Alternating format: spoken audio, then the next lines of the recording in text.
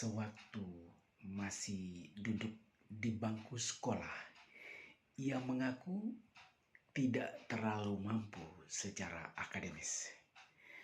Tetapi ketika dia memasuki usia remaja setelah tamat SMK di salah satu wilayah di Kabupaten Tangerang, ia memilih menjadi seorang guru. Bidang studi yang diampunya adalah seni budaya dan keterampilan, khususnya dalam seni tari. Narasumber saya berikut ini adalah seorang guru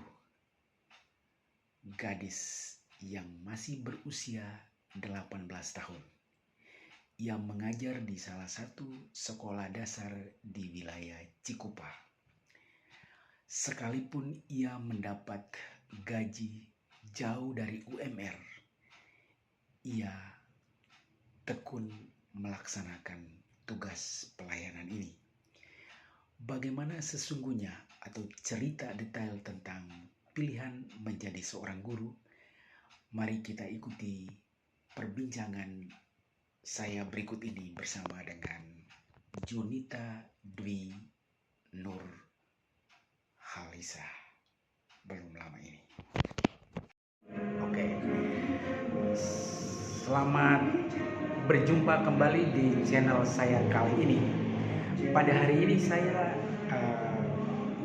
bertemu dengan seorang anak gadis. Dia berusia 18 tahun, namanya adalah Junita Dwi Nur Halisa. Dia adalah seorang mahasiswi di Universitas Muhammadiyah Tangerang. Saya berkesempatan untuk menemui dia lalu berbincang. Kebetulan dia adalah latar belakang sebagai seorang penari dan juga seorang guru. Selamat datang, Mbak Nita. Ya. Bisa diceritakan bagaimana awal menjadi seorang penari atau sebut saja menyenangi dunia tari? Silakan. Jadi yang pertama itu emang dari TK itu kan udah nari, itu udah senang nari gitu kan. Cuman baru dikembanginnya pas kelas 3 SMP karena pas itu zaman COVID, karena nggak ngapa-ngapain kan bingung. Akhirnya nyarilah sanggar tari terdekat gitu kan. Ketemulah sanggar tari terdekat, akhirnya langsung daftar di situ, ya terus lomba gitu kan di situ. Terus habis itu nggak lama keluar dari sanggar itu kan. Oke. Nah, sebetulnya menari atau kegiatan menari ini sejak dari kapan? Apakah usia taman kanak-kanak, SD, SMP atau SMK? Dari TK udah seneng nari, cuman dikembanginnya pas kelas 3 SMP. Oke. Nah, profesi sekarang kan menjadi guru lalu sekaligus sebagai mahasiswa di universitas. Mbak Nita bisa diceritakan bagaimana Nita ini bisa membagi waktu? Saya dengar tempat tinggalnya di Tangerang, kemudian ngajarnya di Cikupa. Bisa diterangkan? Jadi saya kan kuliahnya di Muhammadiyah di Tangerang kan. Oke. Terus ke ngajar di SD itu dari jam 6 berangkat ke Cikupa sampai jam 12 siang. Terus jam 1 nyampe jam 6 sore itu kuliah di Muhammadiyah. Oke. Ya. Tentu saja pertanyaan yang mengusik pikiran saya adalah kalau orang muda sering memilih profesi menjadi dokter, menjadi insinyur atau menjadi perawat atau dan sebagainya. Apa kira-kira alasan Mbak Nita memilih menjadi seorang penari lalu merangkap sebagai guru SD? Karena itu hobi kan. Saya kan waktu SD itu kan kalau di akademik kan kurang. Oke. Jadi di nari ini saya kembangin kan, ternyata tuh dari apa ya, kepribadian saya itu bisanya tuh yang bergerak, yang apa sih namanya, Jadi tipe belajarnya Iya. suka bergerak gitu ya. Sama yang ngomong terus Ngomong gitu terus. loh. Oke. Baik. Nah, Hobi. Nita bisa dijelaskan kamu anak keberapa dan lahir dari orang tua berprofesi sebagai apa? Bisa diceritakan? Anak kedua dari 2 bersaudara, punya kakak, Ya. terus kakak perempuan. Ya. Kalau mama kerja di pabrik. Pabrik. Di Kalau- Tangerang ya. Iya. Oke, bapak Bapak jadi petani. petani. Bapak asal dari Purworejo. Purworejo. Mama berasal dari Jogja. Jogja. Dan saat ini Nita berdomisili atau tempat tinggalnya di Tangerang. Tangerang, di perumahan Regensi Permata. perumahan Regensi Permata. Oke. Agar menjadi tahu para penonton kita yang menonton podcast ini, alasan Nita menjadi penari tadi sudah dijelaskan. Lalu pertanyaan selanjutnya adalah, kira-kira apa yang menjadi cita-cita kan sudah menjadi guru, tapi kira-kira jadi guru kedepannya seperti apa sih Nita? Kalau kedepannya sih pengennya ya, kalau di nari kan pengen buka sanggar sendiri gitu di rumah gitu. Oke. Terus punya kostum sendiri di rumah buat nyewain ke orang-orang. Nah, kalau jadi guru ini kan nanti kan ngajar materi, terus setiap ada event-event tuh anak-anak disuruh nari, terus habis itu nanti anak-anak kan pada sewa kostumnya ke saya gitu kan. Kalau pada saya gitu, terus pengen buka les di rumah sendiri. Ya, sebenarnya mah kalau tinggi banget sih pengennya buka sekolah TK ya sendiri gitu. Cuman yang untuk sekarang buka les dulu lah di rumah gitu kan, sama buka sanggar nari. Oke. Ya, baik. Terima kasih. Kenal Nita sendiri ya, khususnya dalam memilih profesi menjadi guru ini, sebenarnya guru yang bagaimana yang Nita impikan dalam pikiran Nita sendiri?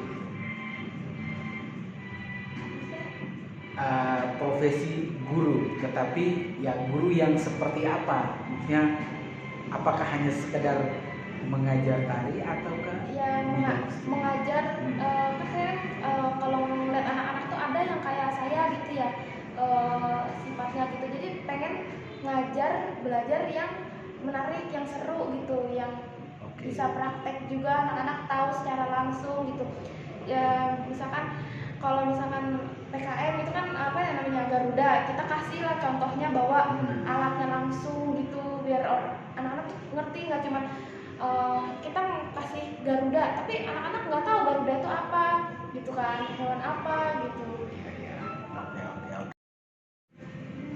Oke, Mbak Nita, saya mendengar bahwa di tempat Mbak Nita bekerja, maksudnya tempat mengajar, jarak antara tempat tinggal dengan sekolah itu berjarak sekitar 18 kilometer ya. Lalu saya dengar salary atau gaji yang diperoleh malah sangat minim dan jauh dari UMR. Bagaimana Mbak Nita menerima kenyataan seperti itu, dengan gaji yang minim tapi dengan jarak tempat tinggal dan sekolah yang sangat jauh? Bagaimana menjalankan tugas satu pekerjaan seperti ini, Mbak Nita? Ya karena panggilan dari hati aja kali ya, senang juga gitu apa ngajar anak-anak gitu kan.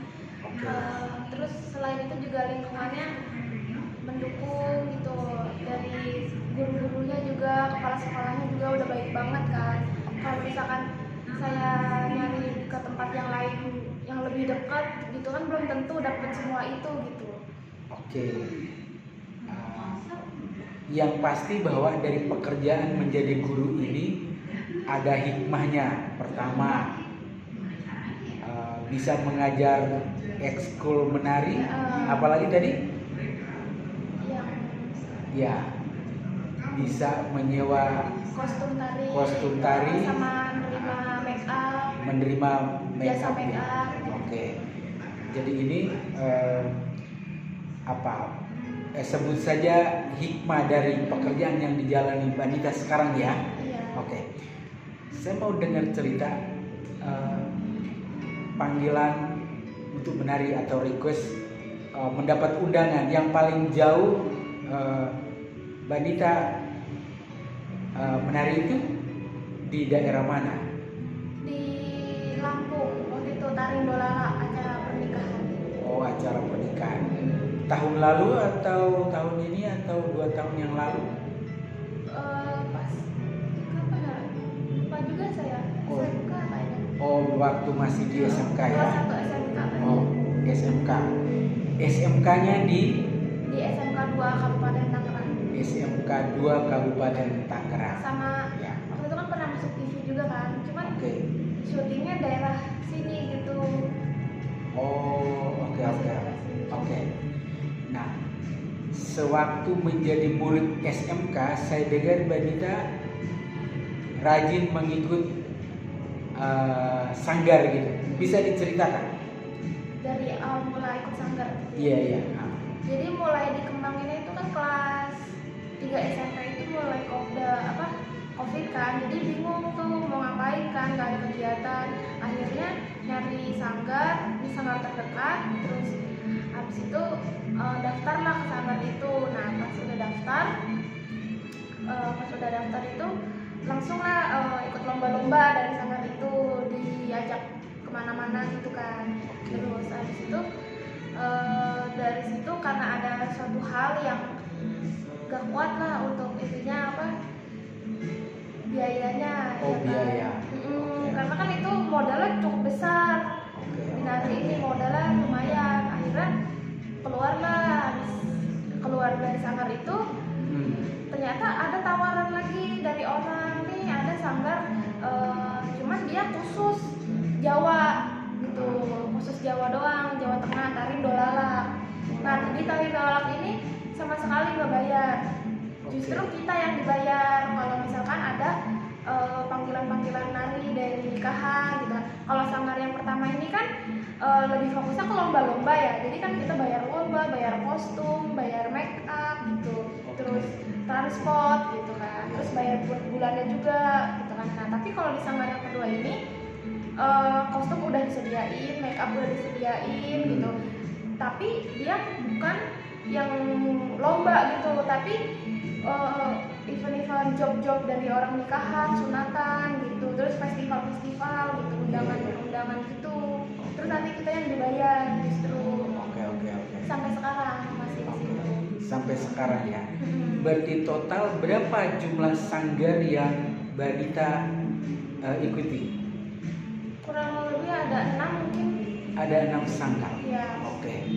Ini kelihatan semangat sekali ya untuk mengikuti sanggar tarian ini. Oke. Nah, sekarang saya mau dengar cerita juga bahwa untuk bisa diketahui oleh penonton podcast Mangu Channel ini bahwa Nita sewaktu masih kecil di sekolah dia memang senang menari. Sampai dengan saat ini pun tetap menari. Kegiatan baru-baru ini dia menunjukkan kebolehannya ketika ada RAT CU Madani di kota Tangerang, di Kota Bumi.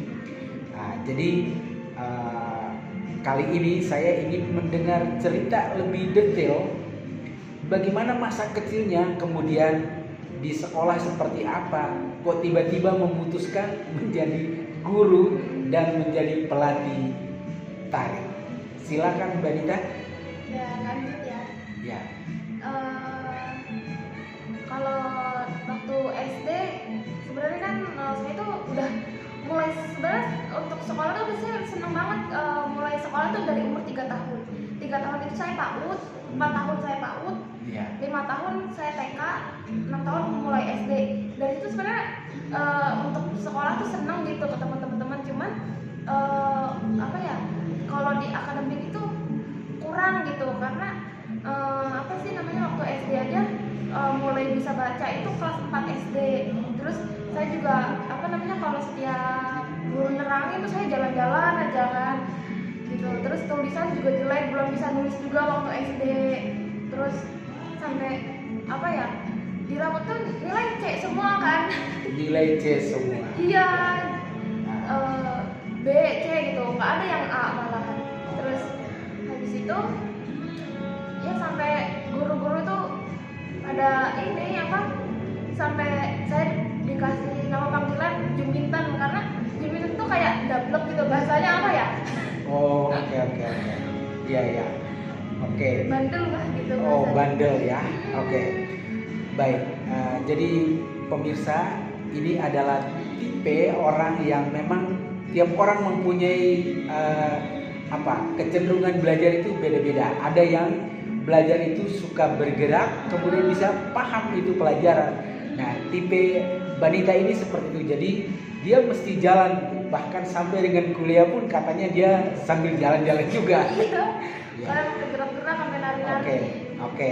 Tapi inilah hasil dari sebuah ketekunan. Saya menyebutnya sebuah ketekunan karena memang dia melewati beberapa tahap sanggar ikutnya, ada berapa banyak tadi dia sebutkan. Nah, Banita, saya dengar cerita juga ada seorang guru yang jengkel sekali dengan Banita pada saat pelajaran, tapi kemudian pada saat menari dia memberikan sangon atau memberikan uang kepada Banita. Bisa diceritakan? Ya, itu zaman waktu SMK.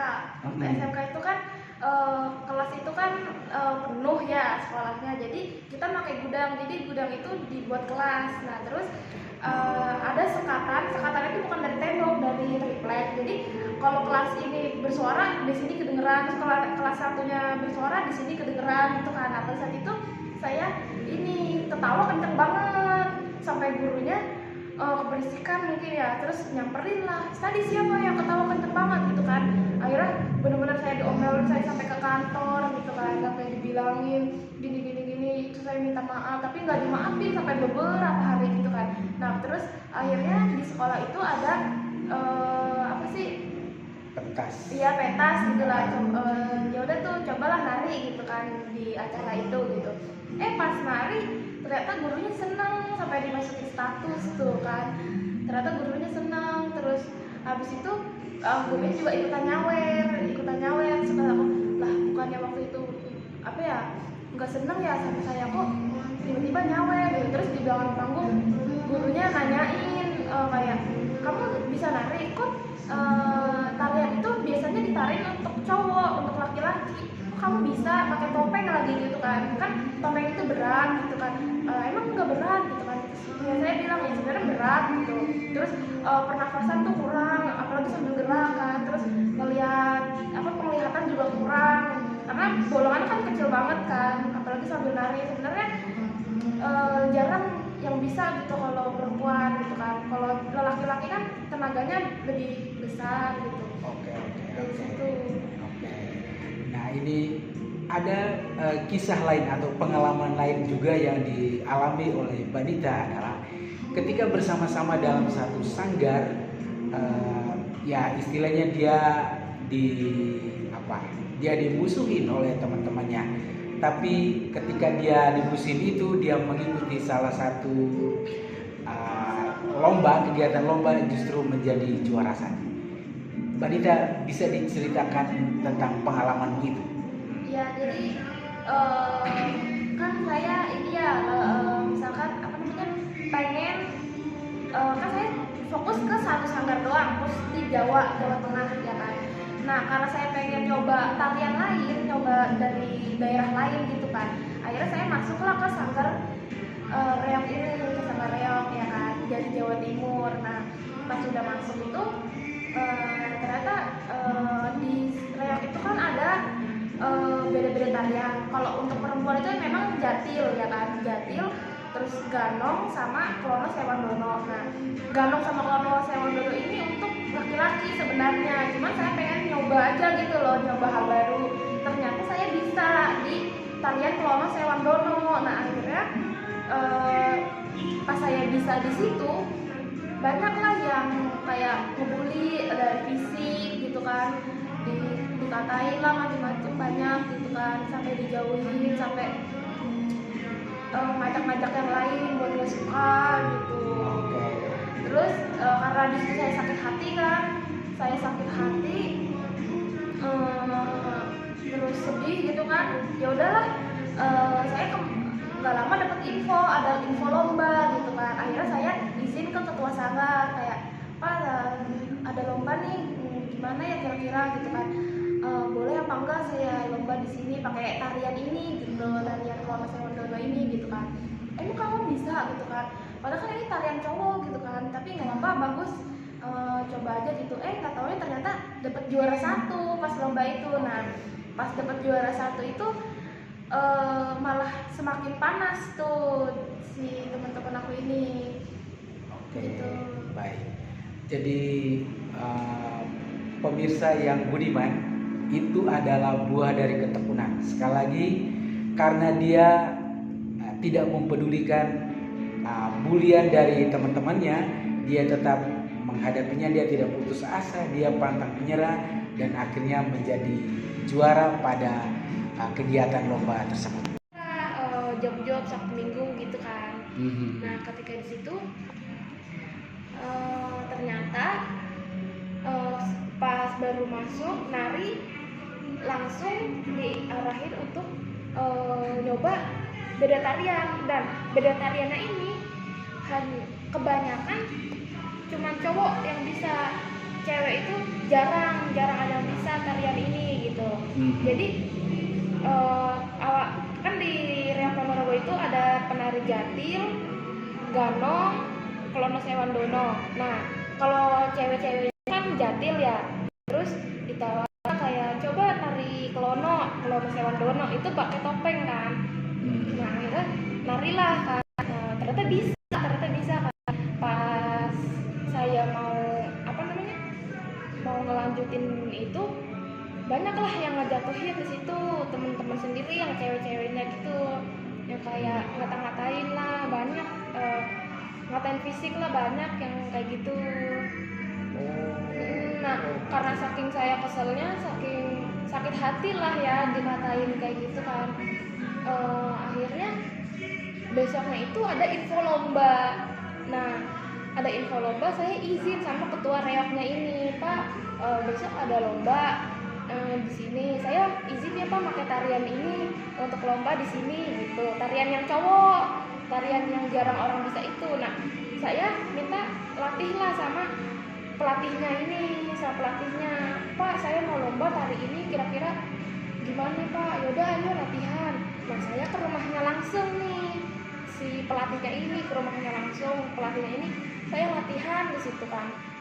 Terus abis itu besoknya lomba. Pas besoknya lomba itu ternyata juara 1. Nah, pas ternyata juara 1 itu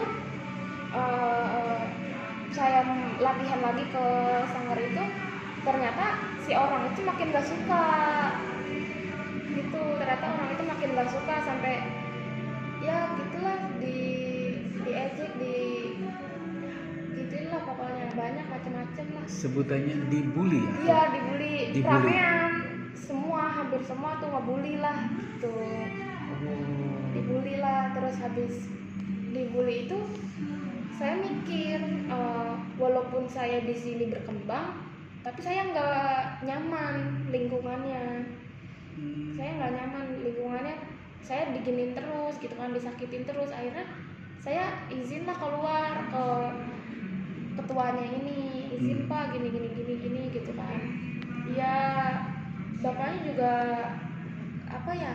cuman bisa ngarahin, kayak ngebilangin aja sih ke anak-anaknya, jangan kayak gini gitu kan. Awalnya tuh udah dibilangin sih jangan kayak gini-gini, tapi tetap aja masih di belakang kayak gitu. Kalau misalkan saya di situ mereka berubah, ya oke aja lah saya bertahan di situ. Ternyata sama aja, mereka masih kayak gitu. Ya udah akhirnya saya keluar. Pas saya keluar, ya udahlah fokus satu dulu gitu kan. Oke. Fokus satu dulu gitu. Dulu itu di sanggar apa yang pada saat? Reok Ponorogo. Maksudnya sanggarnya, nama sanggarnya? Nama sanggarnya Singo Manggolo. Singo Manggolo. Singo Manggolo. Manggolo.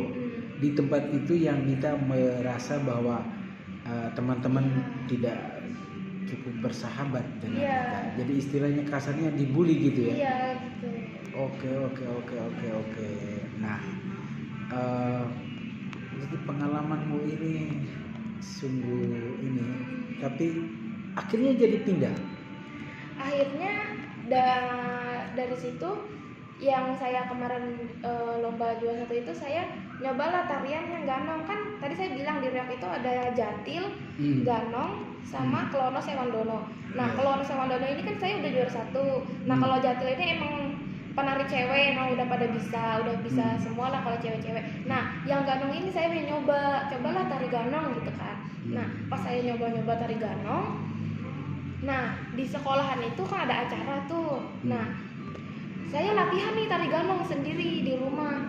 Saya bingung mau bawain tari ganong ini kemana ya gitu kan. Oh besok di sekolah ada acara nih, ya udah deh akhirnya tampillah di acara itu. Nah pas tampil di acara itu saya nggak punya kostumnya sama sekali. Oh iya tari ganong saya nggak punya kostumnya, minjem kemana ya gitu kan. Saya nyari tuh yang punya kostum itu gitu kan. Akhirnya dapatlah namanya Pak Jamal namanya. Saya chat lah Pak Jamal ini, Pak mau minjem kostum buat besok tampil di sekolah gitu kan. Oh iya ambil aja gini gitu kan. Akhirnya ketemu Pak Jamal ini, akhirnya saya minjem lah kostum ke Pak Jamal ini kan. Terus Pak Jamal ini nanya-nanya, saya nggak kenal kan awalnya, cuma sekedar minjem kostum aja gitu kan. Akhirnya Pak Jamal ini nanya-nanya, emang kamu ini apa namanya bisa tari ganong gitu kan. Iya Pak bisa gitu, coba kirim video. Saya kirimin kan pas dari di sekolah itu dikirimin. Oh bagus, kamu masuk aja ke sanggar. Langsung lah ditawarin dari situ, ditawarin beda lagi sanggarnya, kan. Oh iya Pak boleh gitu kan. Terus ketemulah sama Pak Jamal langsung, terus latihan Pak Jamal ini diajarin kan sama ketua sanggarnya masuk. Nah pas udah masuk tuh ya seneng banget.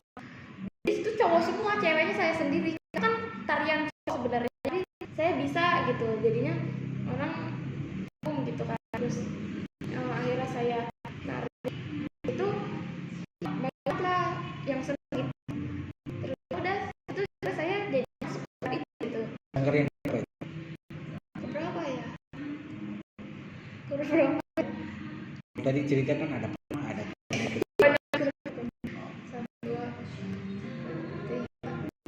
kelima. Sanggar 5. Iya, yang cowok semua itu. Di Kogak. Yang Jawa Timur ya? Iya, Timur. Kemarin saya main. Oh di CU Madani. Iya.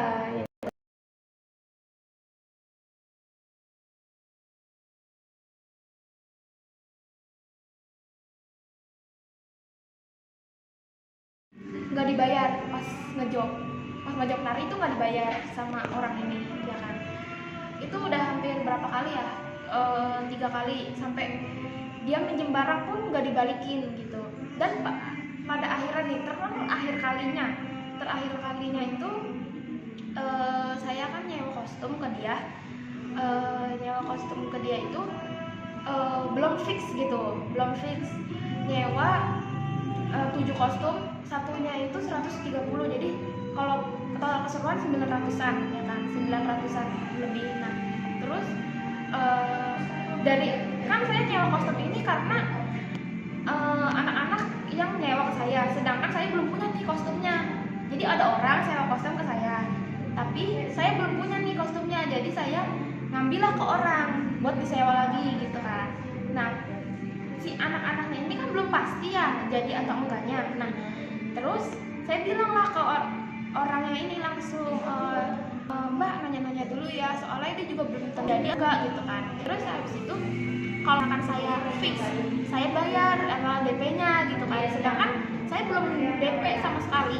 Dia itu udah ngejar-ngejar terus kan, jadi enggak gini-gini. Nah pada dua hari sebelum hari H itu kan di tanggal 12 kan dipakainya. Nah di tanggal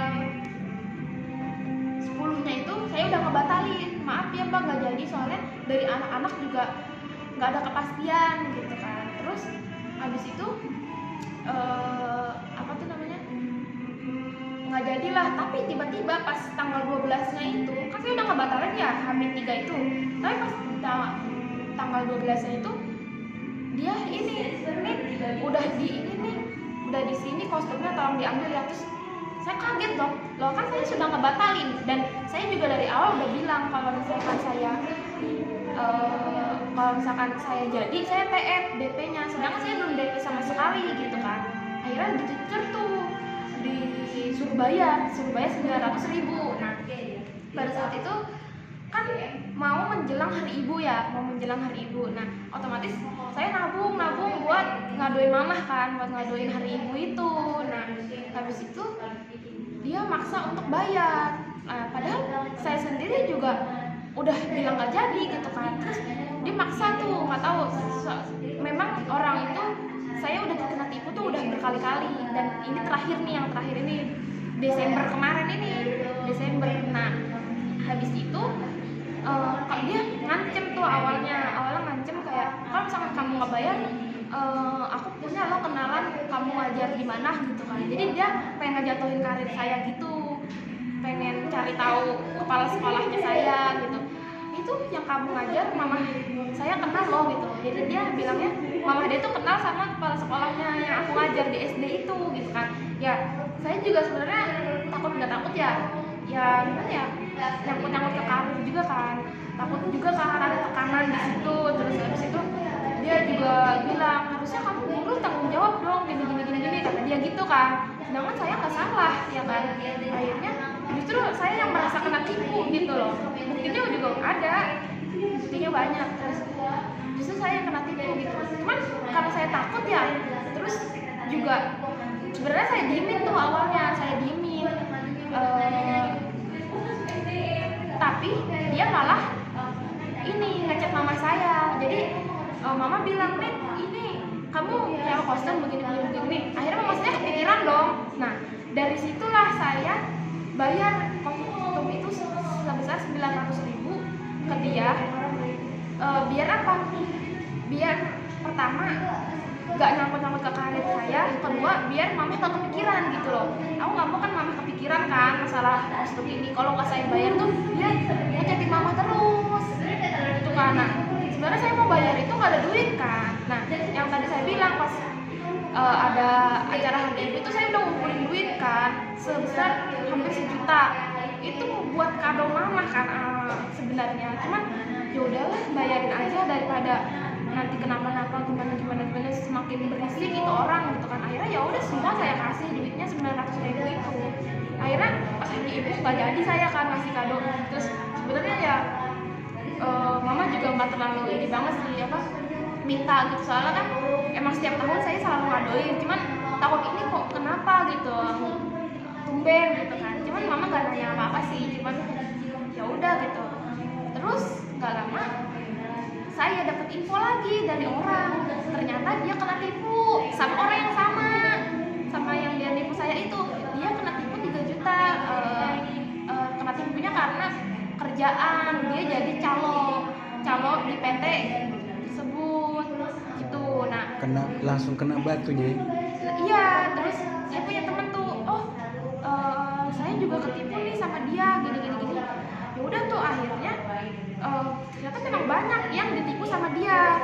Akhirnya si dia ini nih yang kena tipu itu masukinlah ke status kan, hati-hati dengan orang ini gini. Adalah yang komen lagi banyak. Loh orangnya sama, saya juga sama nih ketipu sama dia gini gitu.